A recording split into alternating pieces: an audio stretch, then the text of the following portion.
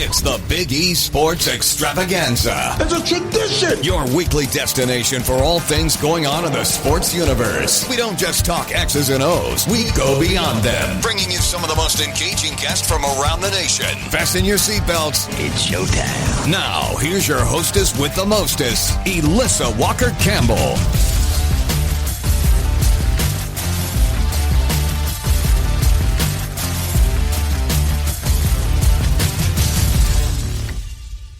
Elissa Walker-Campbell, welcome into the Big E Sports Show, where we highlight and discuss the biggest PGA news and notes and headlines. But first, we'd love for you to join us online at Twitter or X at eRadioSports, eRadioSports.com. Send us an email, info@eRadioSports, and check us out on YouTube. As promised, we're going to highlight the Valspar Championship that is currently underway. But let's lead off and recap the 2025 Players' Championship, as St. Patrick's Day was extra special for Rory McIlroy on Monday, as the Irishman collected his second win this season and walked away the winner at TPC Sawgrass. Always a true pleasure when we have the opportunity to catch up with former PGA pro and author. That is Larry Miller. Hello, Larry. Hi, everybody. Hello, Big E. As always, it's the best time of year for golf because we're bearing down on the Masters week, which is exciting, and we got these great Florida tournaments, so lots to talk about. Absolutely. Well, 4 rounds were not enough to name a champion in the Players, so they had to go an extra day, a 3-hole playoff, and it certainly was a thrilling finish between Rory McIlroy and J.J. Spaun. Larry, what were your takeaways? Well, I've got a lot to say about that playoff and why Rory won it like he did. First of all, one thing that I think is greatly overlooked is the fact that Rory, growing up in Northern Ireland, they got out there for the playoff and it was really windy and really cold. And Rory grew up in those conditions in Northern Ireland. And you could tell that the conditions bothered him a lot less than it did J.J. Spaun. J.J. Spaun was uncomfortable and tight from the very beginning. It was cold, it was windy. Didn't bother Rory at all because he grew up in it. He probably felt just fine. And then if that wasn't enough, Rory gets up and hits a 336-yard drive on the par 5, leaving him a short iron, whatever, wedge to the green on a par 5 for a second shot. Yeah. That sent a message to J.J. Spaun, and the message was, you need to make birdies to keep up with me. Well, that put a lot of pressure on J.J. Right from the start with that tee shot. And then Rory does make easy birdie on the first hole. JJ makes a par. Then they go to the 17th. The wind's blowing right in at him. Rory hits a 9-iron on the green. So JJ walks over, looks in Rory's bag, sees that it's a 9-iron, okay?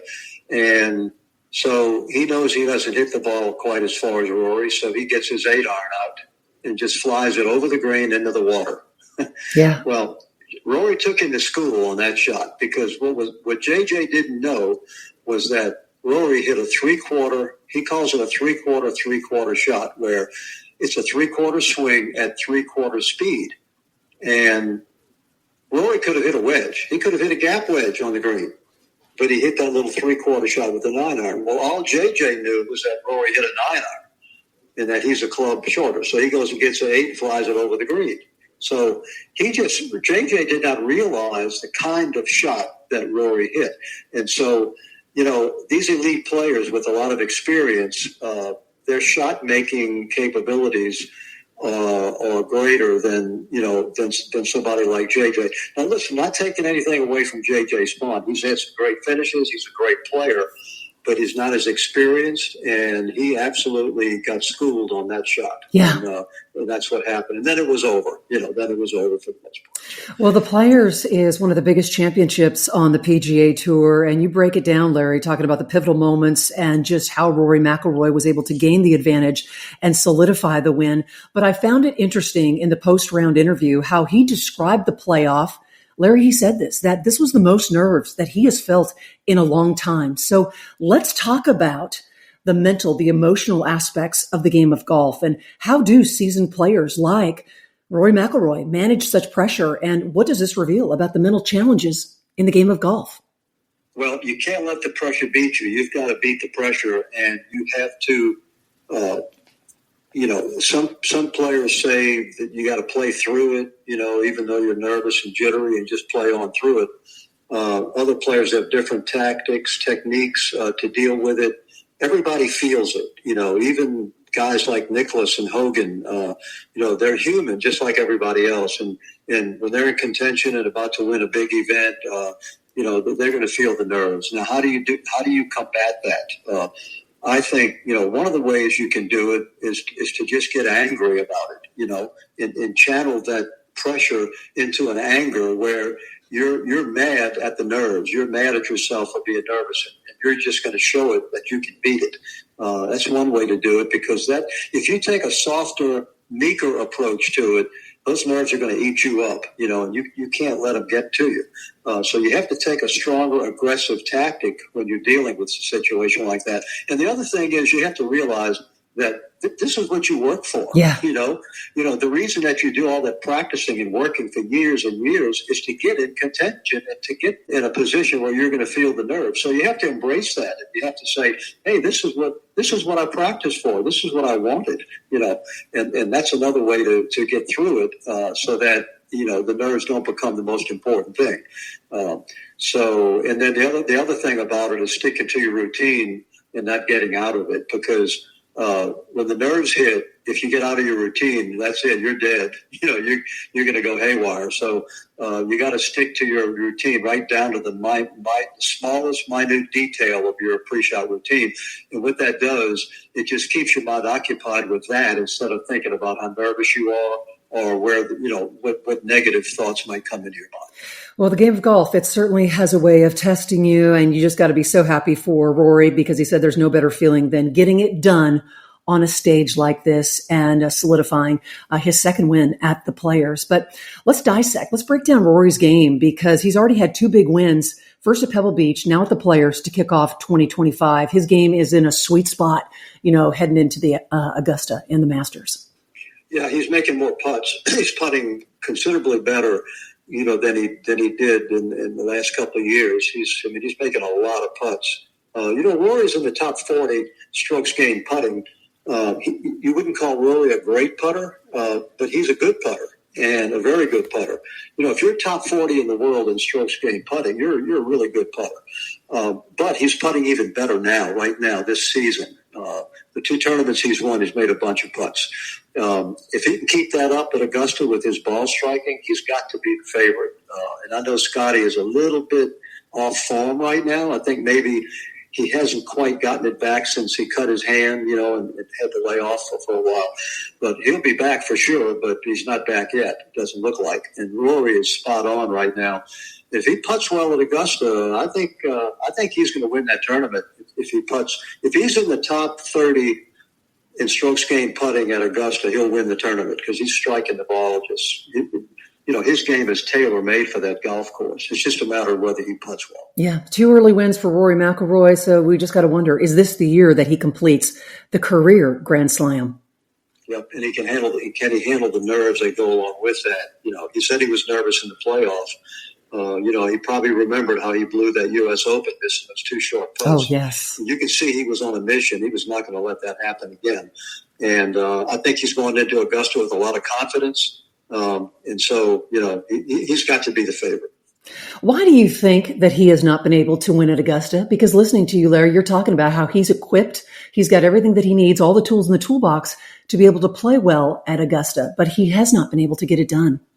Well, I think two factors. I think with each passing year, he feels more pressure to win it, to complete that Grand Slam. So it's added pressure. And then he just hasn't putted well enough, in the previous Masters to win. That course is all about the greens. Tee to green, there's not much to Augusta. The trees, there's a lot of pine trees, but they're very sparse. They're not close together. You can always manufacture some kind of shot, even if you drive it off the fairway. But the greens are the feature at Augusta, and if you're not a good putter, you can three putt 10 times out there. They're huge, they're undulating, and they're fast.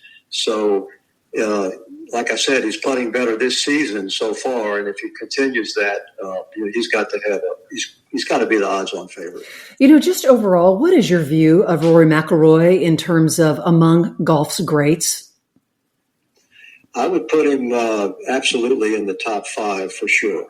When you consider the competition these days that he's up against and how many great players there are that are capable of winning every week, for the resume he's put together right now.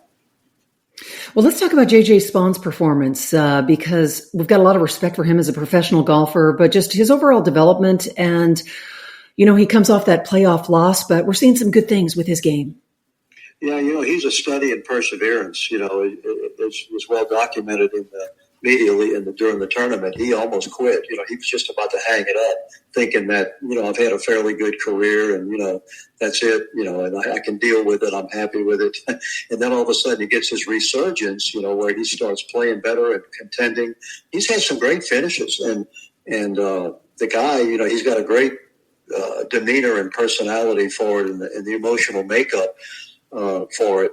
But, in that playoff, like I said, it was cold, it was windy, he was tight. He's going up against Rory, and I think it was just too much to overcome. But as well as he's been playing and the finishes he's had, he's going to have a great year this year. Larry, have you played TPC Sawgrass? Oh, many times. I've played it many times. Well, give us your thoughts on the course, the layout, because I've certainly walked it with Stephen before, and it definitely can be a daunting task. Yeah, the feature there is 2 things. Get the ball in the fairway with whatever club you need to use. You don't have to hit driver most of the time, really. And if it's real windy, maybe so, and into the wind. But typically on that golf course, if you get it in the fairway, it becomes a second shot golf course. It's all about the approach shots. Because the greens are small, they reject a lot of good shots that run off the green. But if you're a great iron player and spot on with your irons and your distance control, that's the key there at Sawgrass. And Rory happened to be really on with his irons that week, and so was JJ too. It's a ball striker's golf course. Get it in the fairway and then get it on the green.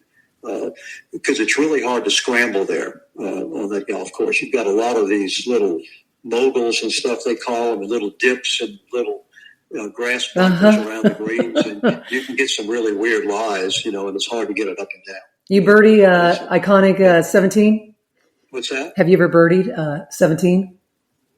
No, I haven't, but I've birdied 18. Okay. which is probably even a better birdie than 17. But I've never hit it in the water on 17 either. I've hit it on the green every time. When you just play that course and it's not in the tournament, that hole, and I'm sure a lot of the listeners have played there, but there's nothing to it. It's a huge green, much bigger than it looks on television. And it's a simple shot, it's a little wedge or 9-iron to a big green. But when you throw in 10,000 people around and the wind blowing and a tough pin position and pressure of the tournament, it's just like a field goal kicker in the NFL. During practice, they hit 60 and 65 yarders every time in practice. And then all of a sudden, you got these giants rushing at you, and it becomes a little bit different. And certainly visually intimidating when you're stepping into the tee box. Well, let's move ahead quickly and get a couple of thoughts on the Valspar Championship. And speaking of a renowned layout of a golf course, that is the Copperhead course. And it's got some tough holes, the snake pit, when you talk about 16, 17, and 18. So how do these finishing holes influence one's strategy, especially under, as we've been talking about, tournament pressure? Well, you better get under par going into that stretch. And then when you get to that stretch, you better play fairly conservative, and stay out of trouble, because you can unravel a really good round really quickly on those 3 holes. And so you gotta play smart. If you got a good round going, you can't mess it up on those holes. You gotta stay in there. Pars, there's nothing wrong with pars, or even maybe 1 bogey and 2 pars on those 3 holes. That's not going to take you out of the golf tournament, but you can take yourself out of it real fast there with a couple of doubles or worse. So you have to play smart, and if you don't have a great round going, you still have to try to get through those holes even par if you can, and that'll keep you in it. Absolutely. Larry, always a true pleasure when we have the opportunity to catch up. Enjoy the continued coverage of the Valspar Championship, and the countdown is on. Looking forward to visiting with you and discussing and highlighting the 2025 Masters. Thank you, Larry. All right, enjoy the great weather. You bet.